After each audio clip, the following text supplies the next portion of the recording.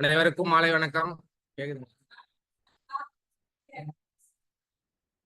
இன்னைக்கு புத்தக கலந்தாய்வில் நான் பார்க்க போற புக்கு பார்த்தீங்கன்னா நமக்கு என்ன அப்படின்ற புத்தகம். இது வந்து ஏகேஎம் லெப்பைக்கனி அப்படின்ற ஒரு ஆசிரியர் வந்து இந்த புக்கு எழுதியிருக்காரு. இந்த ஏகேஎம் லெப்பைக்கனி அப்படின்றவர் வந்து சிவகங்கை மாவட்டம் திருப்பத்தூர் அப்படின்ற ஏரியாவை சேர்ந்தவர். இவர் 2023 ஒரு சுய கர்ம யோகம் அப்படின்னு ஒரு புக்கு எழுதியிருக்காரு. அதை தொடர்ந்து தான் இந்த நமக்கு என்ன அப்படின்ற ஒரு புத்தகத்தை எழுதியிருக்காரு. அந்த சுய கர்ம யோகி அப்படின்ற புத்தகம் வந்து ஃபுல் அண்ட் ஃபுல் பார்த்தீங்கன்னா காடுகளில் இருக்கக்கூடிய மரங்களை சம்மந்தப்பட்ட புத்தகம் தான். அந்த புத்தகத்துல வந்து காடுகள் இருக்கக்கூடிய மரங்களை வந்து எப்படி வளர்க்கணும், அந்த மரங்கள் மூலம் நமக்கு என்ன பயன், அந்த பயன் வந்து பார்த்தீங்கன்னா மெயினா அவர் வந்து மருத்துவ குணமுடைய மரங்களை வந்து வைக்கணும், அந்த மருத்துவ குணம் இருக்கக்கூடிய அந்த மரங்கள் மூலயமா மக்களுக்கு பயன்படணும் அப்படின்ற மாதிரி நோக்கத்தில் தான் அந்த புத்தகத்தை எழுதியிருக்காரு. அந்த புத்தகத்தை வந்து இப்ப இருக்கக்கூடிய முதல்வருக்கு வந்து அந்த புத்தகத்தின் மூலயமாக ஒரு கோரிக்கையா ஒரு லெட்டர் எழுதுறாரு. மெயினா அந்த லெட்டர்ல என்ன சொல்றாரு அப்படின்னா, தமிழ்நாட்டில் உள்ள அரசு மற்றும் தனியார் இடங்கள்ல வந்து மரங்களை வச்சு, அதுவும் வந்து இந்த மருத்துவ குணமுள்ள மரங்களை வைக்கணும், அது மூலயமா இருக்கக்கூடிய மக்கள் வந்து அது பயன்படணும் அப்படின்ற மாதிரி ஒரு லெட்டர் வைக்கிறாரு. அந்த லெட்டரை வந்து தமிழக முதல்வர் ஏற்று அந்த சிவகங்கை மாவட்டத்தில் திருப்பத்தூரில் இருக்கக்கூடிய கவர்மெண்ட்டுக்கு அங்க இருக்கக்கூடிய பேரூராட்சி ஆணையர்கிட்ட வந்து சொல்றாங்க, அவருடைய கோரிக்கையை ஏற்று நீங்க அந்த திட்டத்தை அமல்படுத்துங்க அப்படின்னு சொல்லிட்டு அந்த இடத்துல அந்த மருத்துவ குணமுடைய அந்த செடிகள் எல்லாம் வைக்க ஆரம்பிச்சாங்க. இது வந்து இந்த புத்தகத்தின் அந்த ஆசிரியருடைய சிறப்பான ஒரு விஷயம். அதை தொடர்ந்து தான் இந்த நமக்கென்ன அப்படின்ற புத்தகத்தை எழுதியிருக்காரு. இந்த புத்தகம் அப்படின்றது வந்து இந்த டாபிக் வச்சுதான், நமக்கென்ன அப்படின்றது தான் ஃபுல் அண்ட் ஃபுல் அவர் எழுதியிருக்க எல்லா டாபிக்லையுமே வருது. ஃபர்ஸ்டே பாத்தீங்கன்னா மனுஷனை பத்தி தான் எழுதியிருக்காரு. நமக்கு என்ன வம்பு அப்படின்ற ஒரு டாபிக் ஃபர்ஸ்ட் ஸ்டார்ட் பண்றாரு. இந்த லெப்பைக்கனி அவருடைய இயற்கை, அதாவது அவருடைய இளமை வாழ்க்கை எப்படி ஆரம்பிச்சதுன்னு பாத்தீங்கன்னா, அவர் அப்பா வந்து தமிழ் மருத்துவத்துல வந்து ஒரு சிறப்பான ஒரு ஆளு. அவருடைய அப்பாவுடைய இது வந்து இவருக்கு ரொம்ப பிடிச்சதுனால அதை வந்து கத்துக்கணும் அப்படின்னு ஆசையோட என்ன பண்ணியிருக்காருன்னா, பாளையங்கோட்டையில் உள்ள சித்த மருத்துவம் அந்த காலேஜுக்கு போயிட்டு பயிற்சிக்காக போறாரு.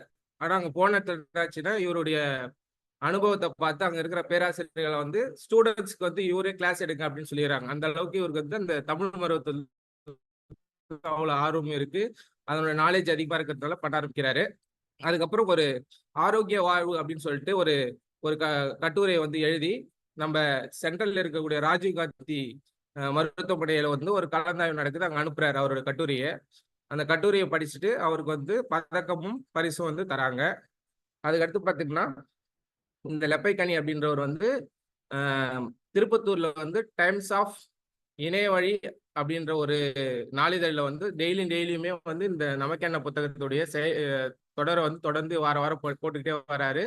கடந்த 1.5 வருடமா இது தொடர்ந்துட்டு இருக்கு. இதுல மொத்தம் 20 டாபிக் கொடுத்துருக்காரு. இது எல்லாமே நமக்கென்ன அப்படின்ற அந்த வேர்டுக்காக சூட்டபிள் டாபிக்ஸ் தான் எல்லாமே.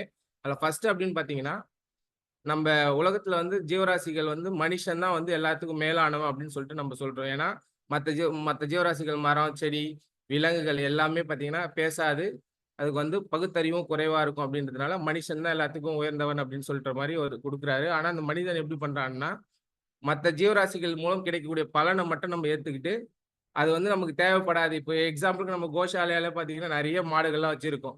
அது வந்து நம்மளுக்கு வந்து சின்னதா இருக்கும்போது கண்ணுக்குட்டி போட்டு அது முனைவாரோட பால், பணத்தை எல்லாம் நம்ம எடுத்துக்கிட்டு ஒரு சில ஸ்டேஜ் வரும்போது என்ன பண்றோம் அப்படின்னா தூக்கி போட்டுரும். அது வெட்டுக்கோ இல்லை இது மாதிரி கறவை நின்று போன மாடுகள்லாம் கொடுத்துட்றோம். அந்த மாதிரி பண்ற மனுஷன் தான் வந்து, அதாவது அவன் பிறப்புல வந்து அவன் உயர்ந்தவன் தான். ஆனா அவன் செய்யற செயல்கள் பார்த்தீங்கன்னா அந்த ஜீவராசியை கம்பேர் பண்ணுவோம் நம்ம ரொம்ப கீழவே இருக்கும் அப்படின்றது. அந்த ஜீவராசியை விட நம்ம வந்து ரொம்பவே தாழ்த்தப்பட்டோமா தான் நடந்துக்கிறோம் அப்படின்ற மாதிரி தான் இந்த ஃபர்ஸ்ட் ஸ்டாப் கொடுத்துருக்காரு. ஆனா நம்ம விட பிறப்புல ரொம்ப பின்தங்கி இருக்கக்கூடிய விலங்குகள், மரம், செடி, கொடிகள்லாம் பார்த்தீங்கன்னா கால்நடைகள்லாம் அது வந்து அதனால வந்து மற்றவங்களுக்கு என்ன ஹெல்ப் பண்ண முடியுமோ கண்டிப்பா ஹெல்ப் பண்ணணும். அதே மாதிரி நம்மளால அவங்க மற்றவங்களுக்கு ஹெல்ப் பண்ண முடியலனாலும் அதை விட்டுட்டு பார்த்துட்டு போகாது. ஏதாவது நம்மளால பண்ண முடியுது பண்ணணும் அப்படின்னு சொல்லிட்டு எண்ணமாவது அதுக்கு வரும் அப்படின்றாரு. அதே மாதிரி மனுஷன் வந்து மெயினா பார்த்தீங்கன்னா, வாய் பேசாத விலங்குகள் வந்து என்ன பண்ணும் அப்படின்னா, அதனால முடிஞ்ச ஹெல்ப் வந்து பண்ணணும்னு நினைக்கும். அதனால பண்ண முடியலனாலும், அதாவது அதனால வந்து துன்பம் செய்ய முடியாம அமைதியா போயிடும். ஆனா மனுஷன் அப்படி கிடையாது. ஏதாவது அத துன்பப்படுத்தியோ, ஏதோ ஒரு பண்ணணும்னு அதாவது அதுக்கு ஹெல்ப் பண்ணலனாலும் பரவால்ல, துன்பம் விளைவிக்காம இருந்தா போதும் அப்படின்னு சொல்லிட்டு தான் இது சொல்ல வராரு. அதே மாரி இந்த கால்நடைகள் மெயினா பார்த்தீங்கன்னா, அதனுடைய நற்பண்பு என்னன்னு பார்த்தீங்கன்னா, மத்த விலங்குகளுக்கு வந்து ஹெல்ப் பண்ணணும் அப்படின்னு நினைக்கும்.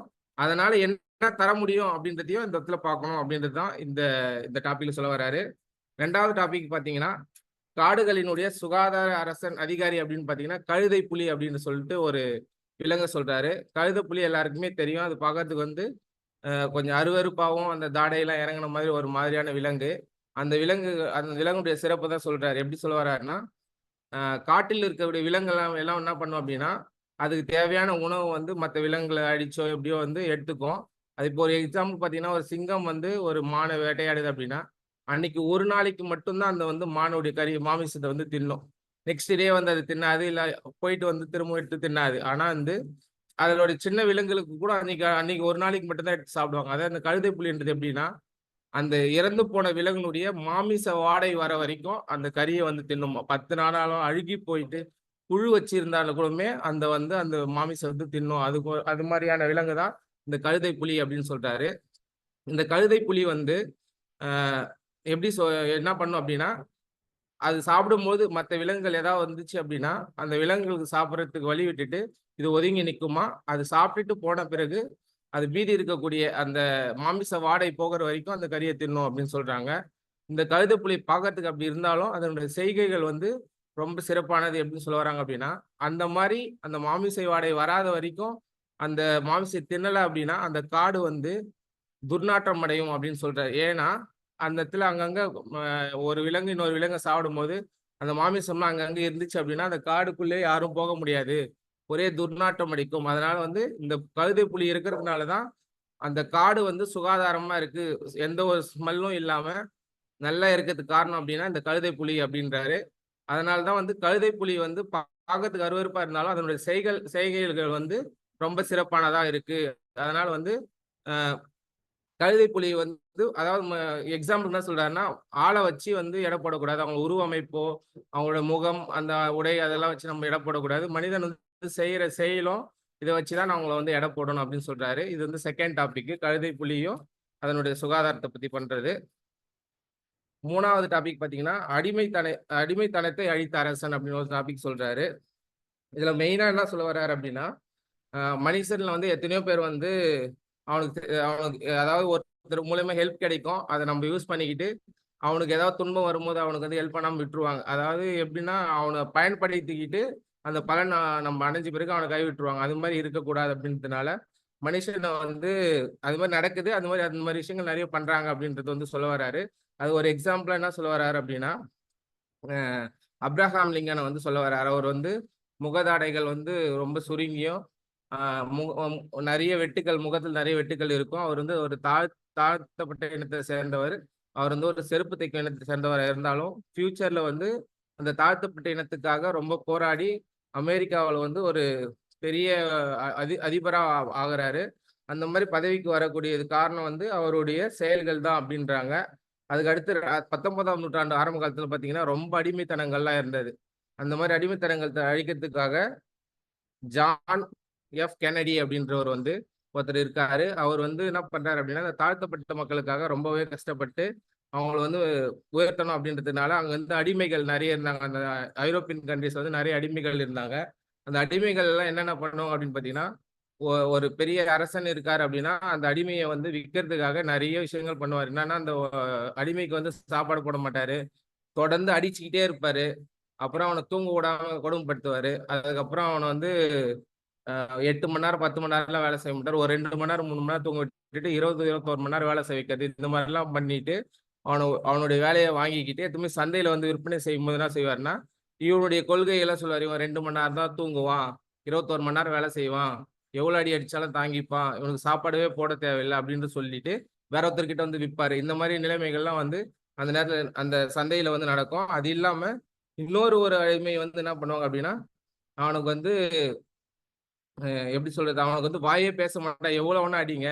அவனுக்கு அவனுக்கு வந்து நெருப்பு வச்சு ஏதாவது நெருப்பை சுடுற மாதிரி பண்ணுங்க. என்ன பண்ணாலுமே அவன் வாயை திறந்து பேச மாட்டான், எதிர்த்து பேச மாட்டான், வாயை திறந்து இது பண்ண மாட்டான் அப்படின்ற மாதிரி சொல்லி அவரையும் விற்பாங்க. அந்த மாதிரியான நிலைமை ஏற்பட்டது. பெண்களுக்கும் பாத்தீங்கன்னா நிறைய இன்னல்கள்லாம் நடந்து கொண்டிருந்த காலத்துல வந்து இந்த ஜான் எஃப் கென்னடி அப்படின்றவர் வந்து அந்த தாழ்த்தப்பட்ட இனத்தை வந்து உயர்த்தத்துக்காக நிறைய கஷ்டப்பட்டு அவங்கள வந்து நார்மலா அங்க இருக்கக்கூடிய ஐரோப்பிய நாட்டில் இருக்கக்கூடிய மக்களை போலவே இவங்களையும் வர வைக்கணும் அப்படின்றதுனால என்ன பண்ணுவாரு அப்படின்னா அந்த அந்த கெட்டவங்க இருக்காங்களா அவங்கள வந்து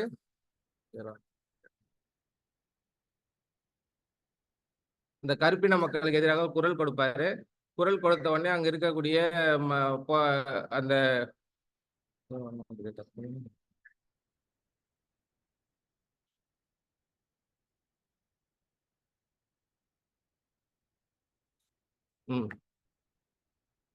அவருடைய வசீகர பேச்சாலும் அந்த அவங்க இருக்கக்கூடிய அந்த அமெரிக்காவில் இருக்கக்கூடிய மக்கள் வந்து இந்த கருப்பினத்தவரும் ஈக்குவலா பண்ணணும் அப்படின்றதுனால அவங்க அந்த பஸ்ஸு அந்த ட்ரெயின் அதெல்லாம் போறதுக்காக அவர் இது பண்ணுவாரு.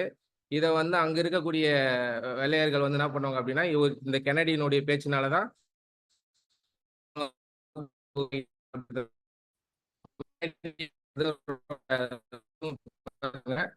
இவர் வந்து உங்களுடைய கருப்பின மக்களுக்காக ரொம்ப ஹெல்ப் பண்ணுவாரு.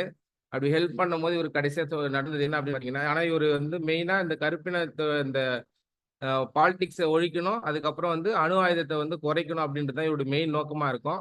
ஆனா அது வந்து அதுல இருக்கக்கூடிய அமெரிக்காவில் இருக்கக்கூடியவங்களுக்கு வந்து இவர் எகேன்ஸ்டா இருக்காரு அப்படின்றதுனால இவர் எப்படியாவது இந்த அரசியல்ல இருந்து வெளியே அதிபர் இருந்து இது பண்ணணும் அப்படின்றதுனால அவர் வந்து ஆளை வச்சு கொண்டுடுவாங்க. இதுதான் நடக்கும் கெனடியில. இது மட்டும் இல்லாம அவர் குடும்பத்தில் இருக்கக்கூடிய அவர் சகோதரர், அவங்க உறவினர்கள், அவங்க குடும்பத்தினர் எல்லாருமே கொண்டுடுவாங்க.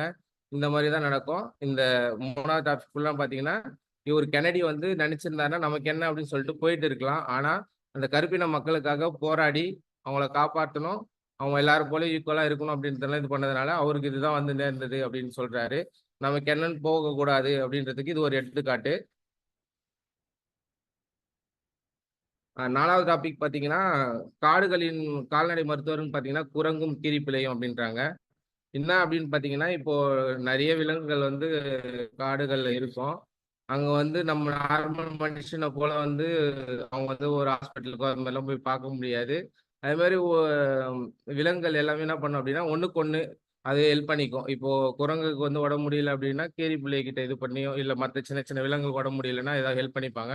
அந்த மாதிரி ஹெல்ப் பண்ணக்கூடியது முக்கியமானது வந்து குரங்கும் கீரிப்பிள்ளையும். எக்ஸாம்பிள் பார்த்தீங்க அப்படின்னா காடுகளில் வந்து நிறைய இலைகள் இருக்கும்.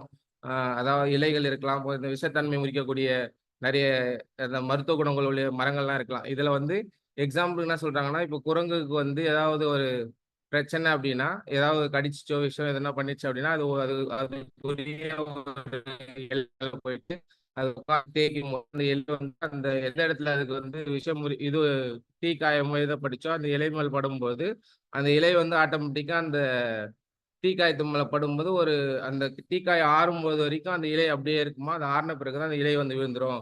அதனால வந்து குரங்குகள் வந்து ஒரு கால்நடை மருத்துவரும் கீரிப்பிள்ளையும் வந்து அதே மாதிரிதான். அதுக்கும் வந்து ஏதாவது ஒரு விஷம், பாம்பு கடி அது மாதிரி எதுனா ஆச்சுன்னா அதுக்கு தேவையான மருத்துவ குணம் உடைய அந்த இலைகள் போயிட்டு அது போய் அது மேல பட்டு புரண்டு அது மாதிரி இது பண்ணும் அப்படின்றாங்க.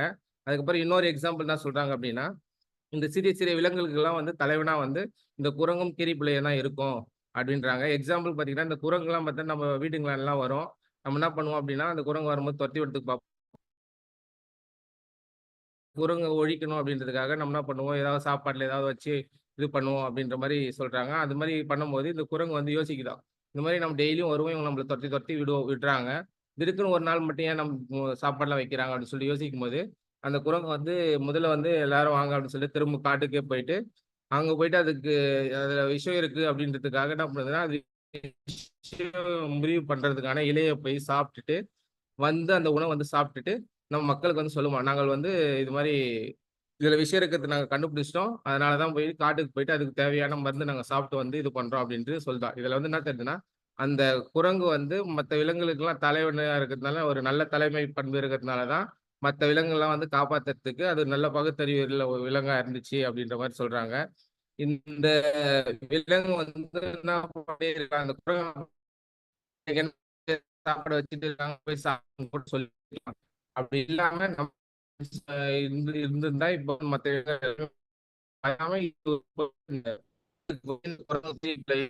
அந்த விஷத்தை முறிக்கக்கூடிய அந்த இலையையும் செடிகளையும் சாப்பிட்டு வந்து அந்த உணவு சாப்பிட்டு அதுல இருந்து காப்பாத்துறதுனால இவர் வந்து நல்ல ஒரு தலைமை பண்புள்ள ஒரு விலங்கு அப்படின்ற மாதிரி சொல்றாரு. இது 4வது டாபிக்கா சொல்லியிருக்காங்க. 5வது டாபிக் அப்படின்னு பாத்தீங்கன்னா குரங்கு குரங்கு தான் அப்படின்னு சொல்லிட்டு ஒரு டாபிக் சொல்லியிருக்காரு. இதுல மெயினா பாத்தீங்கன்னா ஒவ்வொரு மனுஷனுக்கும் வந்து கஷ்டம் வரும், துன்பம் வரும், எல்லாமே வரும். ஆனா வந்து அதை மறந்துட்டு அதுக்கு அந்த துன்பம் வருது அப்படின்னா அது வராததுக்கு முன்னாடியே வந்து வருமுன் காப்போம் அப்படின்னு சொல்லிட்டு சொல்றாங்க. அது மாதிரி தான் வந்து குரங்கும் நிறைய என்ன பண்ணுதுங்கன்னா சிறு சிறு விலங்குகளுக்கு வந்து நிறைய ஹெல்ப் பண்ணுவோம். அதாவது அதுக்கு தேவையான உணவு கிடைக்கிறது, உணவு எடுத்து கொடுக்கறது, அதுக்கு ஏதாவது ஒரு ஆபத்து வந்துச்சுன்னா அதை காப்பாத்துறதுக்கு இது எல்லாமே பண்ணுது. இது 4th அண்ட் 5th டாபிக்னு பார்த்தீங்கன்னா ரெண்டுமே வந்து அதனுடைய தலைமை பண்பை தான் வந்து குறிக்குது. அதனால வந்து இப்போ என்ன சொல்ல வர்றாங்கன்னா ஒரு ஒரு ஆபீஸ்ல நம்ம வேலை செய்யறோம் அப்படின்னா நம்முடைய டீம்ல இருக்கிறவங்களுக்கு ஏதாவது ஒரு துன்பம் வருது அப்படின்னா அந்த டைம்ல வந்து நம்மளுக்கு சப்போர்ட் பண்ணி அவங்கள அதுல இருந்து மேல வைக்கிறதுக்கு நம்ம ஹெல்ப் பண்ணணும். அப்படி இல்லாம அவருக்கு வந்து ஒரு நல்ல புகழ்ச்சி கிடைக்குது அப்படின்னா அதுல போய் நம்ம கலந்துக்கிட்டு அதை மட்டும் அந்த நேரத்துல மட்டும் பங்கு கொள்ளக்கூடாது. அவருக்கு எங்கேயாவது டவுன் ஆகிறாரு அப்படின்னா அந்த இடத்துல அவரை தூக்கி விடுறதுக்காகவும் நம்ம தலைவர் வந்து அந்த பங்கு கொள்ளணும் அப்படின்றாங்க. துன்பத்திலையும் இன்பத்திலையும் வந்து ஒரு தலைவர் அப்படின்னு இருக்கணும் அப்படின்றது தான் அந்த 5வது டாபிக் மெயினா சொல்றாங்க.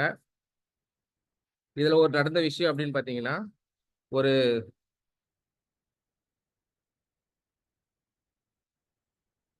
எக்ஸாம்பிள் பாத்தீங்கன்னா கழுகு வந்து எவ்வளவு தூரத்துல வந்து எவ்வளவு உயரத்துல வந்து பறந்தாலும் அது வந்து பூமியில உள்ள உணவு மீது அது வந்து கூரிய பார்வை வச்சுன்னு இருக்கும்.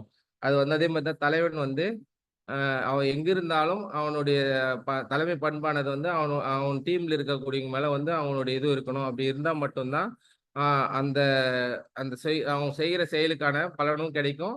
அதே மாதிரி அவன் டீம் வந்து ஒழுங்கா கொண்டு போலாம் அப்படின்னு சொல்றாரு. இதுக்கு எக்ஸாம்பிளா வந்து குரங்கு வந்து சொல்றாரு இந்த ஆத்தரு. அதே மாதிரி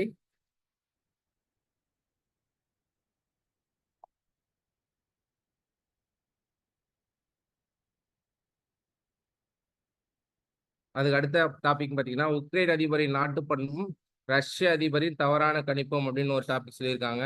இதுல என்ன என்ன நடந்துச்சு அப்படின்னா எல்லாருக்குமே தெரிஞ்ச விஷயம் தான். கொஞ்ச நாளைக்கு முன்னாடி உக்ரைனுக்கும் ரஷ்யாவுக்கும் வந்து ஒரு போர் நடந்தது. இதுல ரஷ்யா வந்து அதிக அணு ஆயுதப்படையும் அதிக அணு உலைகளும் வச்சிருக்கக்கூடிய ஒரு கண்ட்ரி. உக்ரைன் வந்து ஒரு சின்ன நாடுன்றதுனால ரஷ்யா வந்து அவங்கள சீக்கிரமா தகர்த்தலாம் அப்படின்னு சொல்லிட்டு பிளான் பண்ணுவாங்க. அந்த டைம்ல வந்து பல நாடுகள் வந்து உக்ரைனுக்கு சப்போர்ட் பண்ண வந்துச்சு. ஆனாலும் அந்த உக்ரைனுடைய அதிபர் என்ன பண்றாரு அப்படின்னா நான் வந்து அவர் நினைச்சிருக்கலாம் இந்த மாதிரி வந்து ரஷ்யா வந்து நம்மளை தாக்கத்துக்கு வராங்க, அதனால வந்து நம்ம ரஷ்யா தாக்கத்துக்கு வரும்போது உக்ரைன்ல இருந்து மற்ற நாடுகள் ஹெல்ப் பண்றாங்கன்னு சொல்லிட்டு அவங்க போயிருக்கலாம். ஆனா அவர் போகாம அவங்களுடைய மக்கள் வந்து ரொம்ப பாதிப்பு அடைஞ்சிருக்காங்க, அவங்கள காப்பாற்றணும் அப்படின்றதுனால களப்பணியில இறங்கி மக்களோட மக்களா வந்து ரஷ்யாவுக்கு வந்து எதிர்த்து போராடுவாரு.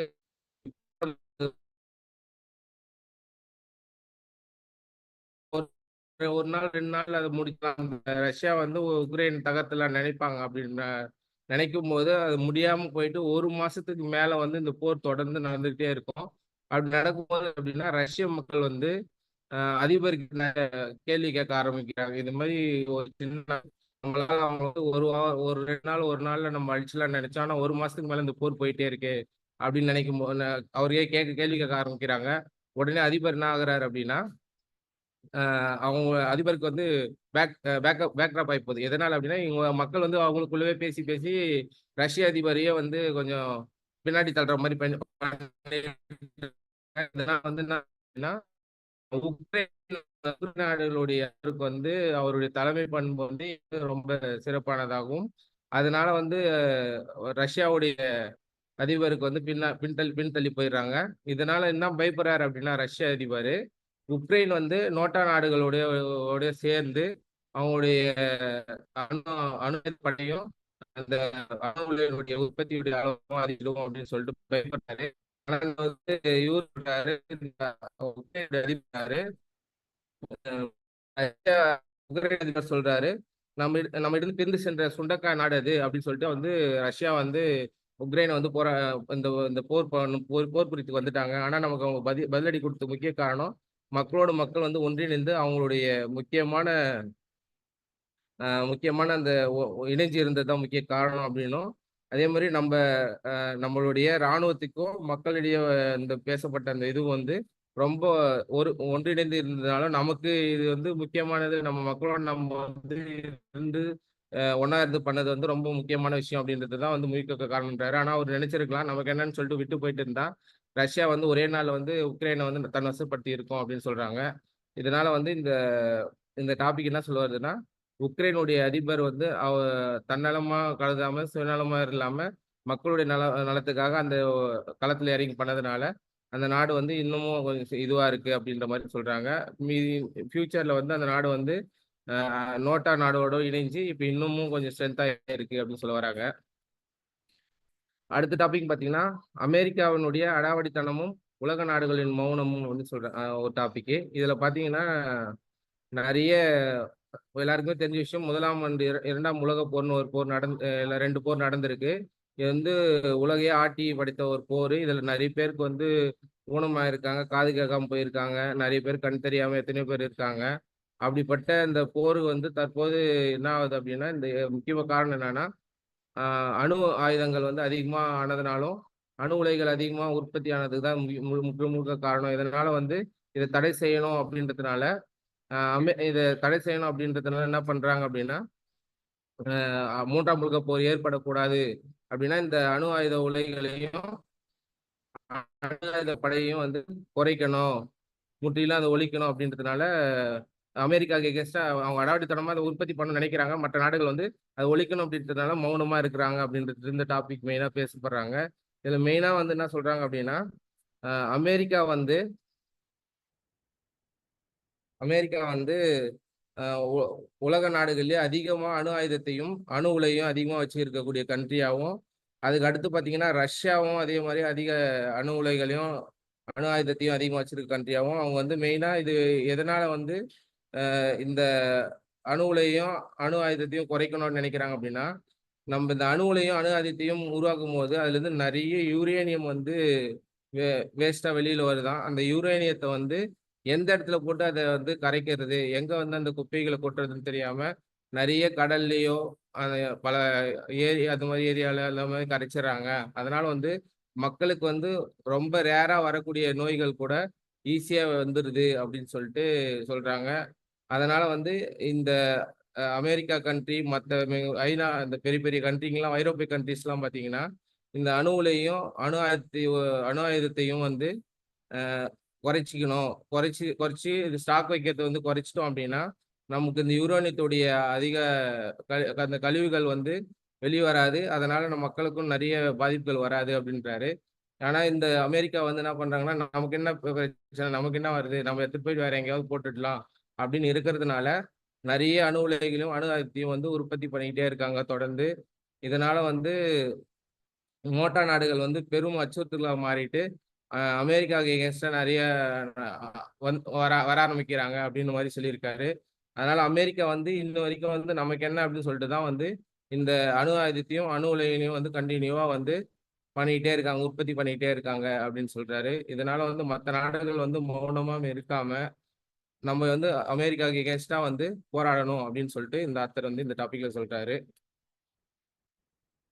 அணு ஆயுதத்தால் வந்து அமெரிக்கா அழிக்கும் அகிலத்தை அழிக்கும் அமெரிக்கான்னு சொல்றாங்க. அதாவது இந்த அணு ஆயுதத்தை வந்து உருவாக்குறதுனால அமெரிக்கால 5428 அணு ஆயுதமும் அணு உலைகள் பார்த்தீங்கன்னா 93 அணு உலைகள் வச்சிருக்காங்களாம். அதே மாதிரி France and Britain, Israel, Pakistan, வடகொரியா இவங்க வந்து அதுக்கு அடுத்த லிஸ்ட்ல வராங்க. இந்தியா பார்த்தீங்கன்னா இதுல 160 அணு ஆயுதம் வச்சிருக்காங்க. அதே மாதிரி செயல்பாட்டில் உள்ள அணு உலைகள்னு பார்த்தீங்கன்னா அமெரிக்கா தான் ஹையஸ்டா இருக்காங்க. 93 அணு உலைகள் வச்சிருக்காங்க. இந்தியா 21 வச்சிருக்காங்க. உக்ரைன் 15, ஜப்பான் 9 வச்சிருக்காங்க. கனடா 19, பிரிட்டன் 13, பிரான்ஸ் 56, சீனா 52 அணு உலைகள் வச்சிருக்காங்க. இந்த இவ்வளவு அணு உலைகள் இருந்து வெளியேறக்கூடிய செறிவூட்டப்பட்ட யுரேனியம் வந்து ஃபுல் அண்ட் ஃபுல் அங்க இருக்கக்கூடிய கடல்லையோ மற்ற இடத்துலயோ கரைக்கப்படுறதுனால அது மூலயமா மனுஷனுக்கு வந்து நிறைய நோய்கள் வருது. சாதாரணமா எப்பயோ வரக்கூடிய நோய்கள் கூட இந்த யூரேனியத்தினால தண்ணியில கலக்கும்போது மனுஷனுக்கு வந்து ஈஸியா பரவுது அப்படின்னு சொல்றாங்க. இதனால மக்களுக்கு வந்து நிறைய உயிர் சேதங்கள் வருது, பாதிப்பு வருது அப்படின்றாங்க. அதனால வந்து இந்த கடல்ல கலக்கிற இந்த யூரேனியத்தை வந்து நம்ம கண்ட்ரோல் பண்ணணும் அப்படின்னா, கண்டிப்பா இந்த அணு உலைகளையும், அணு ஆயுதத்தையும் குறைச்சே ஆகணும் அப்படின்ட்டு எல்லா நாடுகளும் நமக்கு என்னன்னு இருக்காம, அமெரிக்காவுக்கு எதிரா வந்து கண்டிப்பா நம்ம வந்து இது பண்ணணும். போராட்டம் பண்ணி அதை நம்ம கண்ட்ரோல் பண்ணணும் அப்படின்னு சொல்றாரு. அதுக்கடுத்து 9வது டாபிக் பார்த்தீங்கன்னா, கத்தாத பறவையின் கனிவு அப்படின்னு சொல்லிட்டு ஒரு டாபிக் குடுத்துருக்காங்க. இது பார்த்தீங்கன்னா மெயினா எல்லாருக்கும் தெரியும். முதலை வந்து ரொம்ப பலமான ஒரு விலங்கு அப்படின்னு சொல்லிட்டு. இது வந்து ஃபுல் அண்ட் ஃபுல் பார்த்தீங்கன்னா, அது தண்ணீல தான் அதனுடைய பலம் இருக்கும். அதே தண்ணீயிலே பார்த்தீங்கன்னா, அதுக்கு ஒரு பலவீனம் இருக்கு. என்னன்னு பார்த்தீங்கன்னா, அதுக்கு வந்து ம மோஷன் போற அந்த துவார பாதை வந்து கிடையாது. வாய் வழியா தான் அது வந்து மோஷன் போகும் அப்படின்றதுனால, அது வந்து அது வந்து இப்படி போகும்போது, அந்த மோஷன் போகும்போது அது ஒரு சில அந்த வேஸ்டேஜ்லாம் பார்த்தீங்கன்னா, அதனுடைய பல் வந்து அ எப்படி சொல்றதுன்னா, ப வட்டமாகவும் கூர்மையான இருக்கும் பல்லு. இந்த வட்டமா இருக்கிற பல்லுல வந்து அதனுடைய வேஸ்டேஜ்லாம் நிக்கும்போது, அந்த வேஸ்டேஜ் அந்த பல்லுல படும்போது, அந்த உதர ஓரத்துல இருக்கக்கூடிய இடங்கள் எல்லாம் வந்து புண்ணாகி புழு வச்சிரும் அப்படின்னு சொல்றாங்க. அந்த புழு வந்து ரொம்ப அதுக்கு தொந்தரவா இருக்கிறதுனால, அது என்ன பண்ணுமா அந்த முதலை வந்து, கரை மேல வந்துட்டு அந்த வாய எடுத்துட்டு வந்து வெளிய வச்சுட்டே இருக்குமாம். அந்த மாரி வைக்கும்போது, அந்த இடத்துல இருக்கக்கூடிய ஒரு கனிவு அந்த கத்தாத பறவைன்ற ஒரு பறவை என்ன பண்ணும் அப்படின்னா, அந்த முதலைய வந்து காப்பாத்தணுன்ற ஒரு நோக்கத்துல, அந்த புழுக்கள் எல்லாத்தையுமே எடுத்து சாப்பிடுமாம். சாப்பிட்டுட்டு அந்த சாப்பிட்டுட்டே இருக்குமாம். அந்த மாரி இருக்கும்போது, இந்த முதலை என்ன பண்ணும் அப்படின்னா, அந்த பறவைய வந்து சாகடிக்கணும்னு நோக்கத்துல வாய மூடுமாம். அப்படி மூடும்போது, அந்த கத்தாத பறவையினுடைய முதுகுல வந்து ஒரு நீளமான முள்ளு மாரி இருக்கக்கூடிய, அந்த முள்ளு வந்து அது வாய மூடும்போது வாயில குத்தும்போது, முதலையினுடைய முதலை குத்தும்போது, முதலை வழியில வந்து கண்லருந்து தண்ணி வருமாம். இததான் வந்து நம்ம சொல்லுவாங்க, முதலை கண்ணீர் அப்படின்னு சொல்றாங்க. எதனால அப்படின்னா, இப்ப அந்த முதலை வந்து காப்பாத்துறதுக்கு தான் வந்து அந்த பறவை வந்து அந்த புழுவெல்லாம் எடுத்து சாப்பிட்டுச்சு. அப்படி சாப்பிடும்போது இது வந்து அத ஏமாத்தணும் அப்படின்றதுனால, அதையே விழுங்கணும். அந்த கத்தாத பறவையே விழுங்கணும் அப்படின்றதுனால, அதுக்கு தெரியாமயே வாய மூடும்போது, அந்த பறவையினுடைய முள் வந்து அது வாயில குத்தும்போது, வலி தாங்க முடியாம கண்ல தண்ணி வந்துரும். அததான் சொல்லுவாங்க நம்ம ஏரியா, "கோழி கண்ணீர் வடிக்காத, முதல கண்ணீர் வடிக்காத" அப்படின்னுவாங்க. ஏன்னா, அதுக்கு ஹெல்ப் பண்ண வந்த அந்த பறவையே வந்து, இந்த முதலை என்ன பண்ணுதுன்னா, அத வாய மூடி, அத ஏமாத்தி அத சாப்பிட்டுடலாம் அப்படின்னு பிளான் பண்ணும். அது வந்து அதுக்கு கடவுள் குடுத்திருக்காரு. படைத்தவன் என்ன பண்ணியிருக்காருன்னா, அதுக்கு முதுகுலயே வந்து ஒரு பெரிய முள்ளு மாரி குடுத்து, அந்த முதலைக்கே வந்து அந்த முதலைய வந்து அழ வைக்கிற மாரி ஒரு இது பண்ணியிருக்காரு. அதுதான் வந்து மனுஷனும் அப்படிதான் பண்றான். இப்ப நம்ம யாராவது ஒரு ஹெல்ப் பண்ண போறோம் அப்படின்னா, அந்த ஹெல்ப்ப அவங்ககிட்ட இருந்து வாங்கிக்கிட்டு, அவனுக்கே ஆபத்துக்கு வர மாரி நம்ம பண்ணிடுறோம் அப்படின்னு சொல்றாங்க. இப்ப எக்ஸாம்பிளுக்கு இப்போ எக்ஸாம்பிளுக்கு என்ன சொல்றாங்க அப்படின்னா, ஒரு குரங்கும், ஒரு வியாபாரியும் வந்து எக்ஸாம்பிளா சொல்றாங்க. ஒரு வியாபாரி வந்து என்ன பண்றாருன்னா, ஒரு வியாபாரி அந்த வேலைக்கு போயிட்டு அவர் வியாபாரத்த முடிச்சுட்டு வந்துட்டு இருக்காராம். வரும்பொழுது ஒரு முட்புதர்ல வந்து ஒரு கரடி வந்து கத்திக்கிட்டு இருக்க குரல கேட்டு, அவர் போய் எட்டி பார்க்குறாரு. எட்டி பார்க்கும்போது ஏதோ குரங்கு வந்து அடிபட்டு இருக்கு.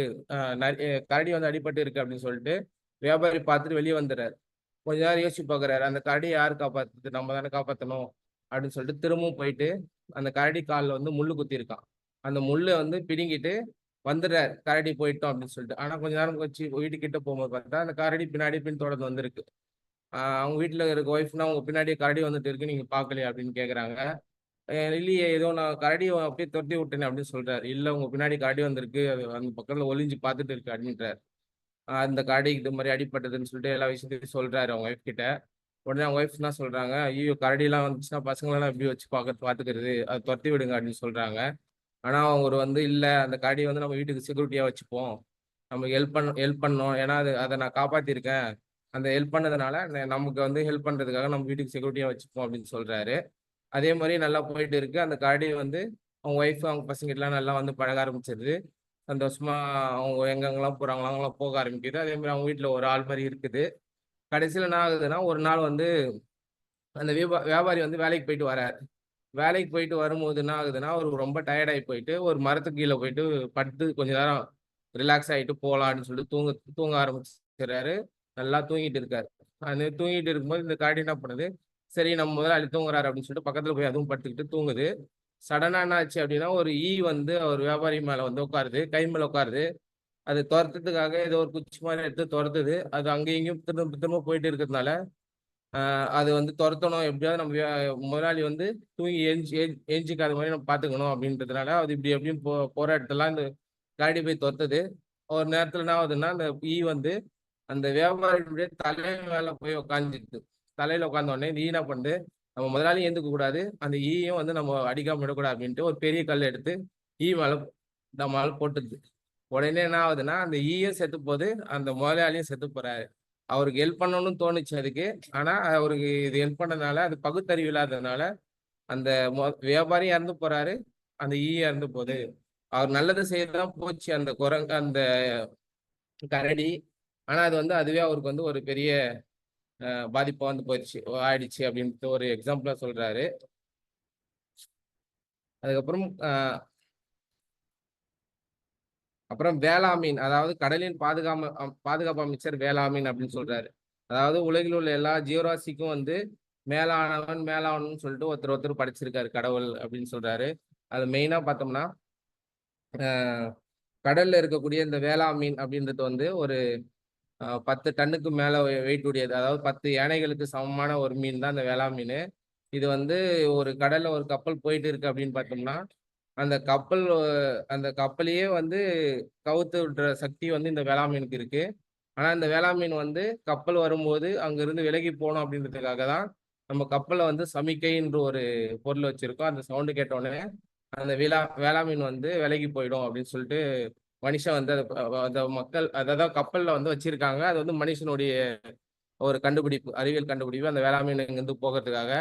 ஆனா இந்த வேளா மீனுடைய பண்பு என்னன்னு பார்த்தோம் அப்படின்னா வேளாண் என்ன பண்ணுன்னா அந்த கடல்ல இருக்கிற எல்லா மீன்களுக்கும் ஒரு பெரிய சப்போர்ட்டா இருக்கும். எந்த ஒரு மீனுக்கும் வந்து எந்த ஒரு ஆபத்தும் வராம பார்த்துக்கிறதுக்கும், ஏதாவது கப்பல் வரும்போது மற்ற சின்ன சின்ன மீன்கள் போகாம இருக்க தடுக்கிறதுக்கும் அந்த பெரிய மீன்கள்லாம் வந்து அந்த மாதிரி இதுக்கெல்லாம் வந்து வேளாண் மீன் ஹெல்ப் பண்ணும். அதே மாதிரி அந்த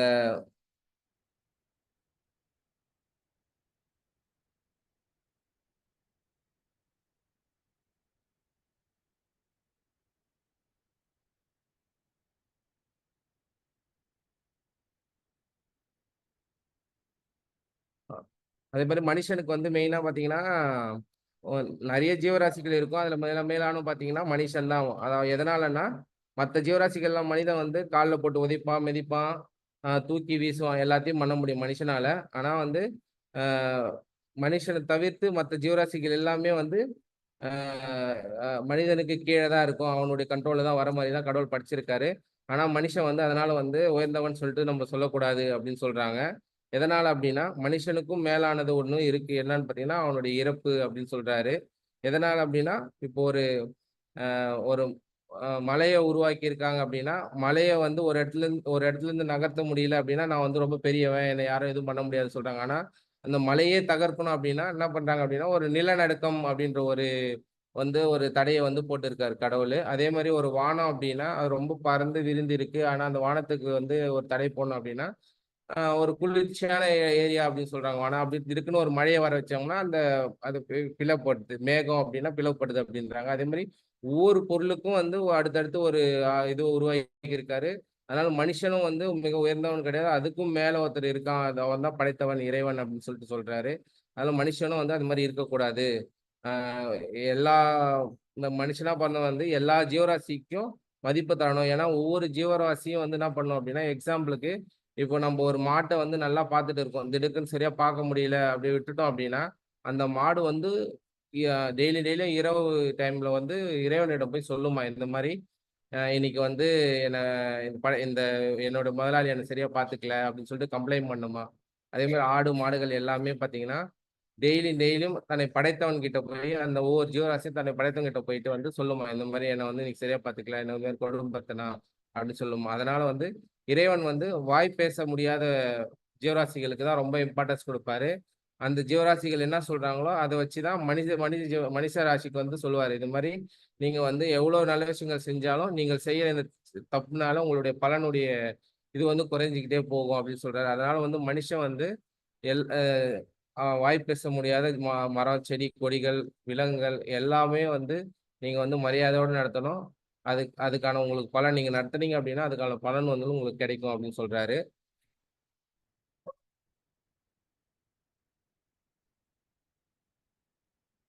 அதான் முன்னாடி சொல்லியிருந்த மாதிரி தான் மலைகளை உருவாக்கும் போது அதுக்கு எகென்ஸ்டா வந்து என்ன பண்றாருன்னா மலைகளை உடைக்கக்கூடிய ஒரு இரும்பை வந்து உருவாக்குறாங்க. அதே மாதிரி இரும்பை வந்து உடைக்கிறதுக்கு வந்து எதிராக வந்து நெருப்பு உருவாக்குறாங்க. நெருப்பை உடைக்கிறதுக்கு வந்து அதுக்கு எதிராக வந்து இறைவன் என்ன பண்றாரு அப்படின்னா தண்ணீரை உருவாக்குறாரு. தண்ணீருடைய கர்வத்தை உடைக்கிறதுக்கு வந்து என்ன பண்றாரு அப்படின்னா காற்றை உருவாக்குறாரு. இது மாதிரி ஒவ்வொரு பொருளுக்கும் எதிராக அதை தடுக்கணும், அதனுடைய கர்வத்தை வந்து உடைக்கணும் அப்படின்னா அதுக்கு எகென்ஸ்டா ஒரு பொருளை உருவாக்குறாரு. மனுஷனையும் வந்து நான் தான் உயர்ந்தவன், நான் தான் உலகத்துல வந்து ரொம்ப எல்லாத்தையும் தெரிஞ்சோம் அப்படின்னு சொல்றவனுக்கும் மரணம் என்ற அந்த ஒரு விஷயத்தை வந்து உருவாக்கும் போது மனுஷனும் வந்து இதுவாயிடுறான் அப்படின்னு சொல்றாரு. அதனால வந்து நம்ம படைத்த மனிதன் வந்து படைத்த வந்து மனிதனுக்கும் படைத்தவன் தான் வந்து மேலானவன், அதான் கடவுளை தான் வந்து மெயினா சொல்றாரு. அப்புறம் வந்து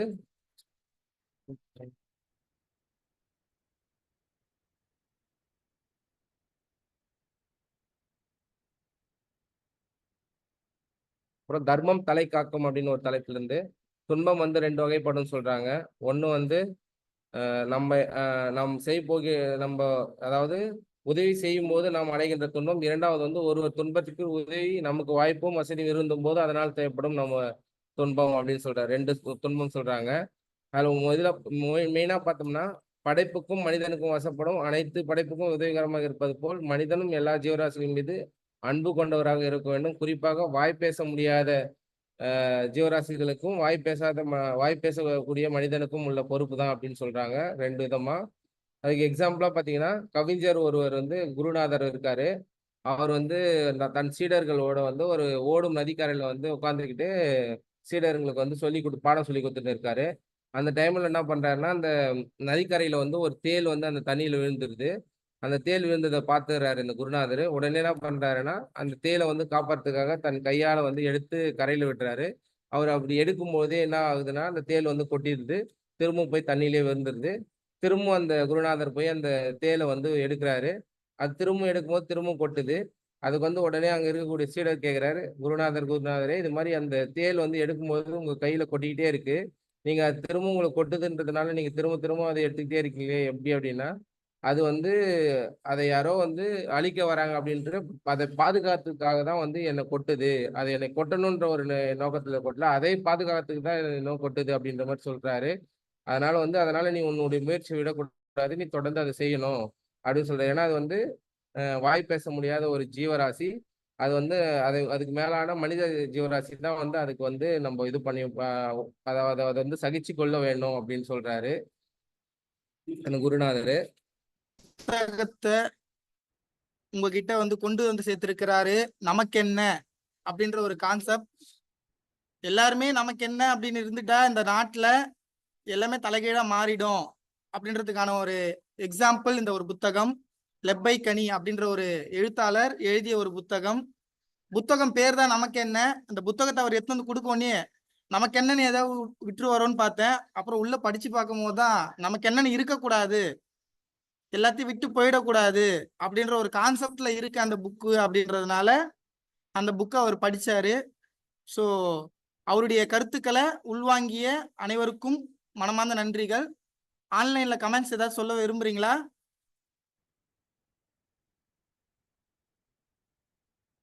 அசோக் சார்,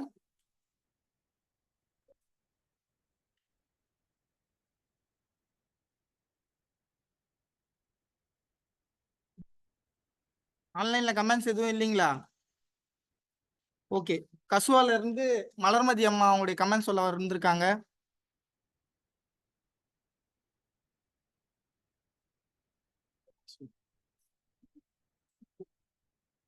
அனைவருக்கும் வணக்கம்.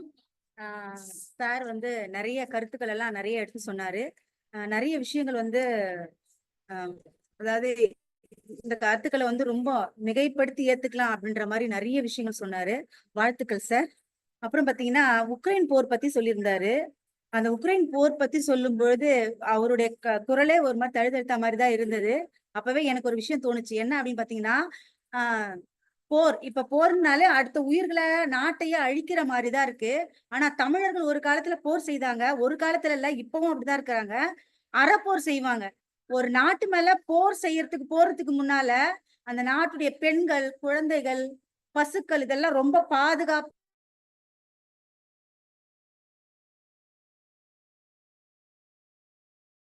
வந்தாலுமே எந்த விதத்திலயுமே குழந்தைகளை தாக்க மாட்டாங்களா. ஆனா உக்ரைன்ல வந்து நிறைய பார்த்த குழந்தைகள் வந்து நிறைய பெற்றோர்கள் குழந்தைகளை இழந்து, குழந்தைகள் வந்து தாய் தகப்பனை இழந்து பார்க்கவே ரொம்ப கஷ்டமா இருந்தது.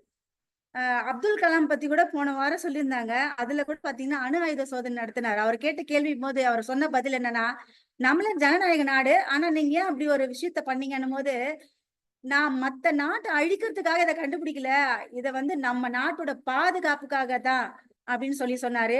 இந்த மாதிரி விஷயங்கள் பார்த்தீங்கன்னா ரொம்ப நல்லா இருந்தது. வாழ்த்துக்கள் சார். Thank you sir. தேங்க்யூ.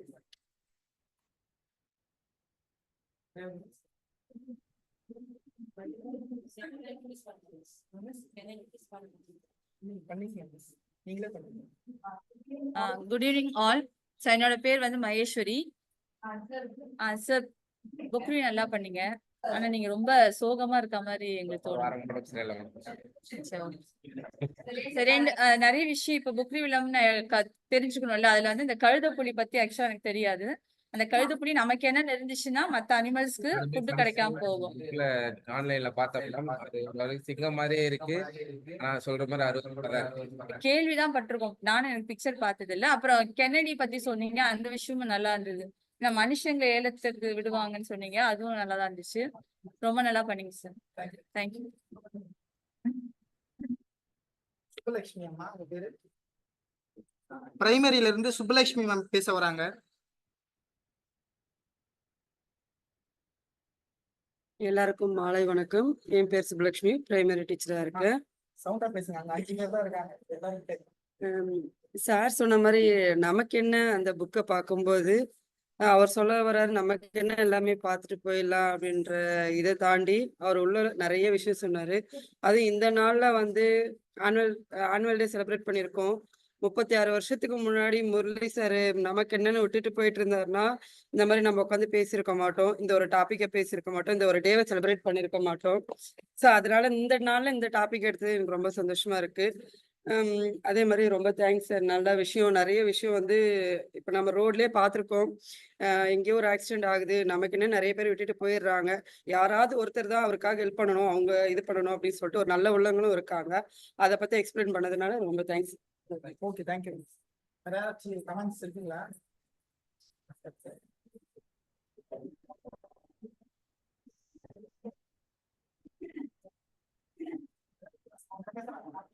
வணக்கம் சார், நல்லா சிறப்பாக பேசுனீங்க. வணக்கம் சார், நல்லா சிறப்பாக பேசுனீங்க. அதில் வந்து பார்த்தீங்கன்னாக்கா இந்த முதல் கதை சொன்னீங்க,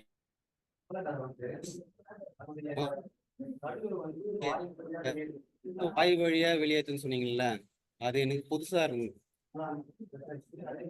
நல்லா பெச்சாயிடுச்சு. அதே மாதிரி இந்த 2ஆம் உலக போர் வந்து நீங்க சொன்னீங்க, அந்த அணு ஆயுதத்தை பத்தி சொன்னீங்கல்ல, அந்த அணு ஆயுதம் சொல்லும் பொழுது ஹிரோஷிமா நாகசாகி 1945ல ஹிரோஷிமா நாகசாகின்ற 2 அணு ஆயுதத்தை வந்து அமெரிக்கா வந்து ஜப்பான் மீது போடுது. அது போட்டதுனால இன்னும் கூட வந்து அந்த இடத்துல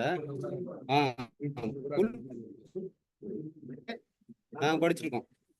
ஓகேங்களா, அது ஒரு இன்சிடென்ட். அதே மாதிரி இந்த ஆப்ரகாம் நீங்க என்ன சொன்னீங்க, இதெல்லாம் பார்க்கும்போது நீங்க நிறைய வந்து வரலாற்று நிறைய சொல்லியிருக்கீங்க. அது மட்டும் இல்ல, டிஸ்கவரி சேனல் அது சம்பந்தமா நிறைய விஷயத்த சொன்னீங்க, நல்லா இருந்தது.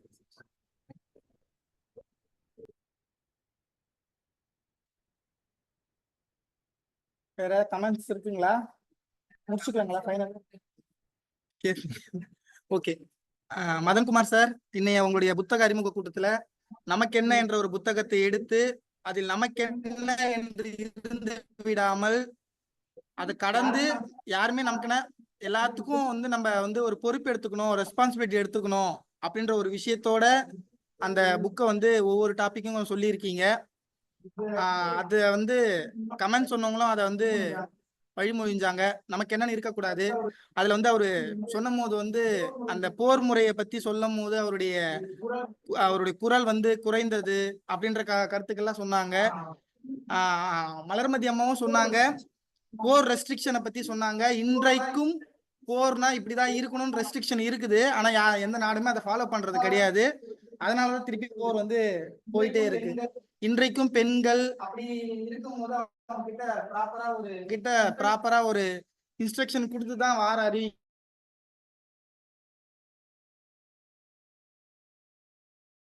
நமக்கு என்ன, அதெல்லாம் நம்ம நாடு நல்லா இருக்கணும், நான் நல்லா இருக்கணும், என்னுடைய வீடு நல்லா இருக்கணும் அப்படின்ற ஒரு கான்செப்டுக்குள்ள நம்ம போகும்போது மத்தவங்க எப்படி என்ன எப்படி இருந்தா எனக்கு என்ன வந்தது அப்படின்ற ஒரு கான்செப்ட் உடைஞ்சு போகும்போது இந்த போர் ஆகட்டும், பிரச்சனையாகட்டும் எல்லாமே வர்றதுனால இந்த நாடும் சரி நம்ம வீடும் சரி நல்லாவே இருக்காது அப்படின்ற ஒரு கான்செப்ட் தான் அந்த ஒரு புத்தகம். அப்படிப்பட்ட ஒரு புத்தகத்துல